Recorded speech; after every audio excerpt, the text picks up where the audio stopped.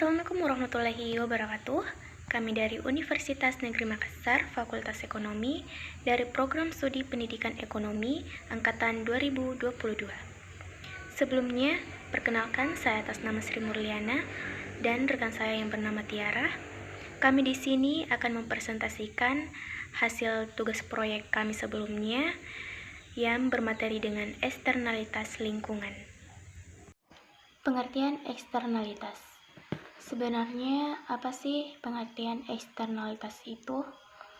Eksternalitas ini biasanya digambarkan sebagai efek yang dirasakan oleh seseorang yang ditimbulkan oleh tindakan orang lain. Definisi eksternalitas secara implisit membedakan antara dua kategori, yaitu eksternalitas dalam hal hubungan laba dan eksternalitas konsumsi setiap kali tingkat utilitas terpengaruhi. Eksternalitas ini hadir setiap kali utilitas beberapa agen ekonomi yang secara langsung dipengaruhi oleh tindakan agen ekonomi yang lain baik konsumen ataupun produsen di dalam perekonomian. Contohnya, eksternalitas ada jika produktivitas perikanan dipengaruhi oleh kilang minyak yang berada di hulu sungai yang mencemari air sungai sehingga produktivitas perikanan menjadi turun. Eksternalitas juga menyatakan hubungan antara agen ekonomi yang terletak di luar sistem harga ekonomi. Eksternalitas juga sebagai biaya ekonomi atau manfaat yang merupakan produk sampingan dari kegiatan ekonomi tetapi yang dialokasikan di luar sistem pasar. Ini berarti bahwa pembuat eksternalitas tidak memiliki intensif untuk mempertimbangkan biaya eksternal atau manfaat yang dihasilkan. Jadi, eksternalitas adalah biaya atau manfaat yang timbul karena beberapa aktivitas atau transaksi yang ditimpakan atau dikenakan pada pihak lain di luar aktivitas atau transaksi itu. Kadang disebut dengan tumpahan atau efek lingkungan. Berbagai pendapat yang mengemukakan teorinya tentang pengertian eksternalitas. Salah satunya, menurut N. George Manqui, eksternalitas adalah dampak tindakan seseorang atau suatu pihak terhadap kesejahteraan atau kondisi orang atau pihak lain. Jika dampaknya merugikan, maka hal ini disebut eksternalitas negatif. Sebaliknya, jika dampaknya menguntungkan, maka disebut eksternalitas positif. Di sini, eksternalitas dapat dijelaskan dalam kurva tersebut. Marginal private cost digambarkan dengan kurva MPC, di mana equilibrium diperoleh pada perpotongan antara kurva MSC marginal social benefit dengan kurva MPC yaitu pada kuantitas QA dan harga PA. Secara umumnya dapat dikatakan bahwa eksternalitas adalah suatu efek samping dari suatu tindakan pihak tertentu terhadap pihak lain, baik dampak yang menguntungkan maupun merugikan. Eksternalitas terjadi hanya apabila tindakan suatu pihak mempunyai dampak terhadap pihak lain tanpa adanya kompensasi. Dalam hal terjadi eksternalitas yang menimbulkan kegagalan pasar ini, pemerintah diharapkan untuk melakukan campur tangan mengingat salah satu fungsi pemerintah sebagai stabilisator dalam perekonomian. Macam-macam eksternalitas dan contohnya. Yang pertama, macam-macam eksternalitas yang ditinjau dari segi dampaknya dapat dibagi menjadi dua, yakni eksternalitas positif. Eksternalitas positif adalah tindakan seseorang yang memberikan manfaat bagi orang lain, tetapi manfaat tersebut tidak dialokasikan di dalam pasar. Jika kegiatan dari beberapa pihak menghasilkan manfaat dari pihak lain, dan pihak yang menerima manfaat tersebut tidak membayar atau memberikan harga atas manfaat tersebut, maka nilai sebenarnya dari kegiatan tersebut tidak tercermin dalam kegiatan pasar. Nah, contohnya adalah ada sebuah keluarga yang memperbaiki rumahnya sehingga keluarga tersebut membuat keseluruhan lingkungan sekitar menjadi bagus, sehingga menghasilkan keuntungan eksternal pada para tetangga. Yang kedua, eksternalitas negatif. Eksternalitas negatif adalah biaya yang dikenakan pada orang lain di luar sistem pasar sebagai produk dari kegiatan produktif. Nah, contohnya pencemaran lingkungan. Di daerah industri, pabrik-pabrik sering mencemari udara dari produksi output.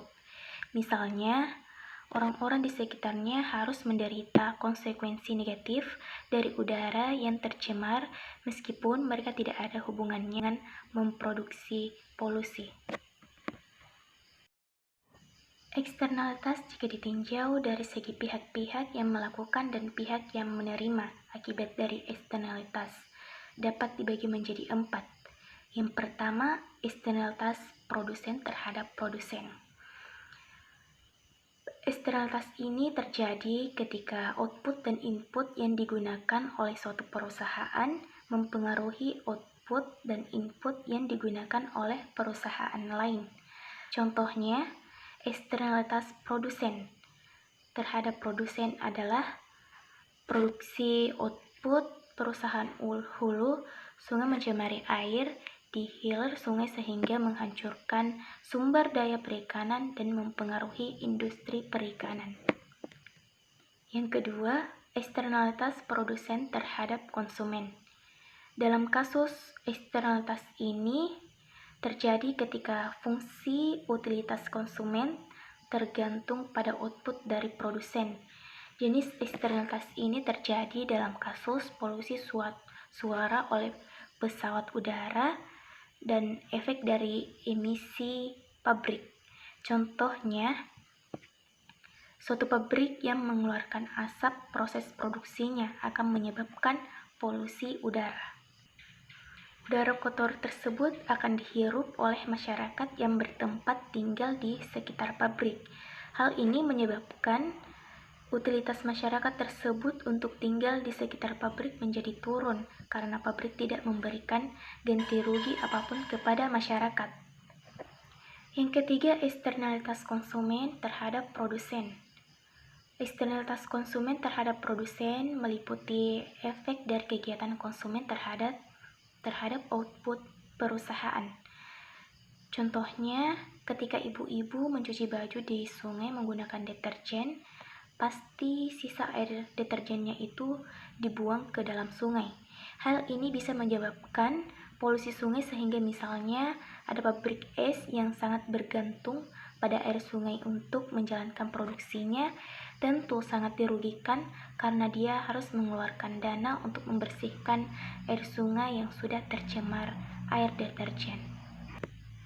Yang keempat, eksternalitas konsumen terhadap konsumen. Yang ini terjadi ketika kegiatan suatu konsumen mempengaruhi utilitas konsumen lain.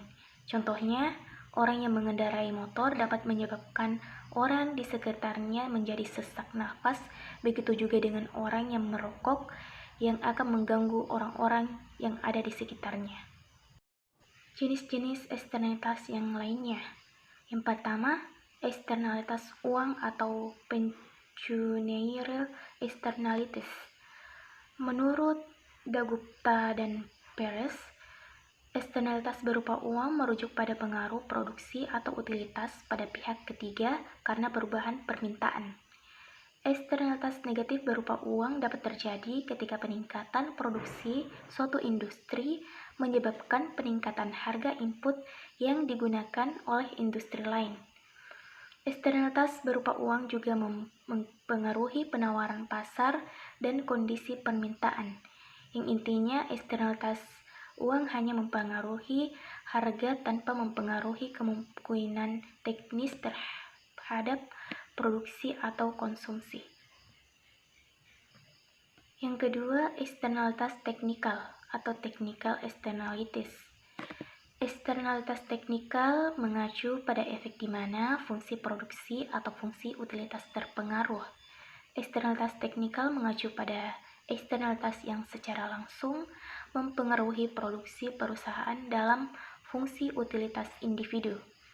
Jadi, eksternalitas teknikal adalah tindakan seseorang dalam konsumsi maupun produksi akan mempengaruhi tindakan konsumsi atau produksi orang lain tanpa adanya kompensasi. Faktor-faktor penyebab eksternalitas.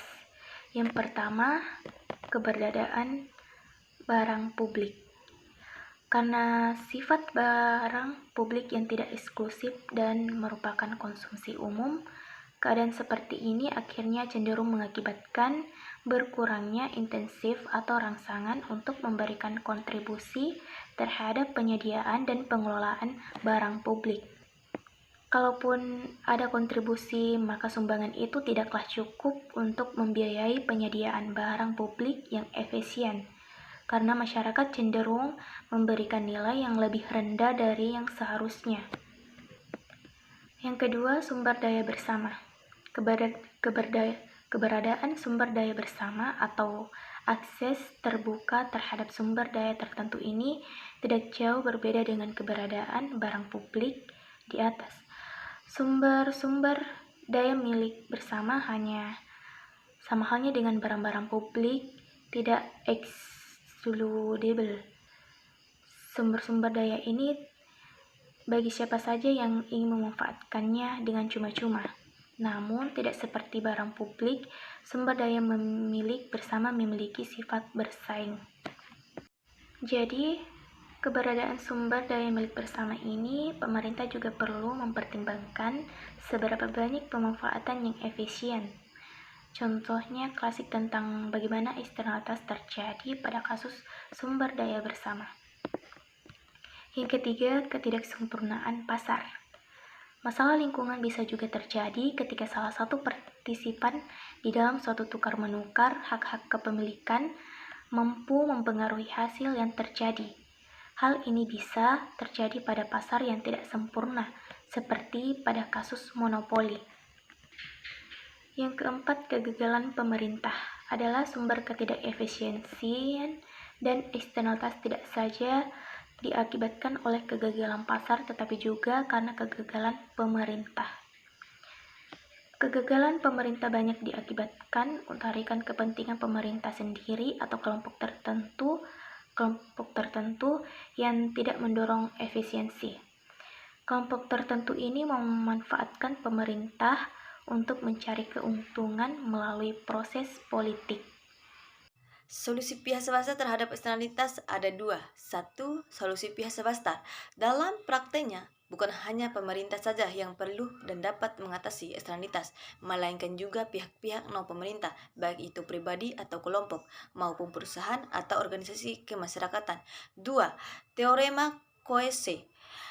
Pakar ekonomi Ronald Coase menyampaikan pemberian hak milih yang tepat terhadap suatu barang walaupun tetap akan ada eksternalitas, tetapi bisa menimbulkan tawar atau menawar antara pihak-pihak yang terkait, sehingga pihak-pihak yang terkait bisa bersama-sama mencari solusi yang terbaik. Ini dikenal dengan teorema Coase. Adapun solusinya untuk mengatasi eksternalitas yaitu regulasi, penetapan pajak, PIGOVIA, subsidi internalisasi. 1. Regulasi adalah tindakan pengendalian perilaku manusia atau masyarakat dengan aturan atau pembatasan. 2. Pajak PIGOVIA merupakan salah satu solusi yang dapat dilakukan untuk mengatasi eksternalitas. 3. Subsidi ketiga, manfaat sosial melebihi manfaat pribadi, maka subsidi harus diberikan kepada konsumen atau produsen.